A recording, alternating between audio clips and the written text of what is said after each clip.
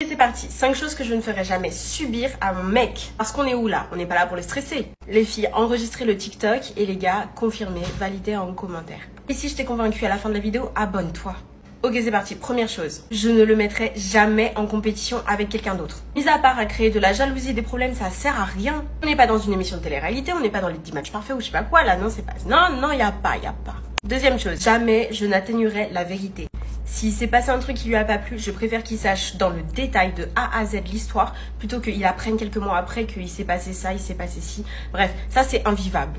Troisième chose, je ne le supplierai jamais pour qu'il fasse quelque chose pour moi. Jamais je supplierai pour des dates, pour des sorties, pour des cadeaux. Et en plus de ça, si jamais j'ai envie de faire un truc, j'ai juste à m'exprimer, à dire bon bah tel jour on fait ci, c'est tout. Et aussi simple que ça. Quatrième chose, je ne le contredirai jamais en public. Et ça, c'est la base. Si vous voulez être crédible aux yeux des autres, ne soyez jamais l'un contre l'autre, mais tous les deux toujours ensemble.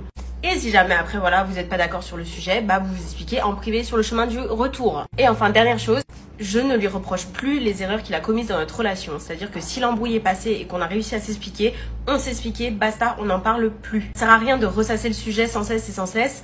Au bout d'un moment, on tourne en rond et c'est plus vivable. N'écoutez jamais les femmes.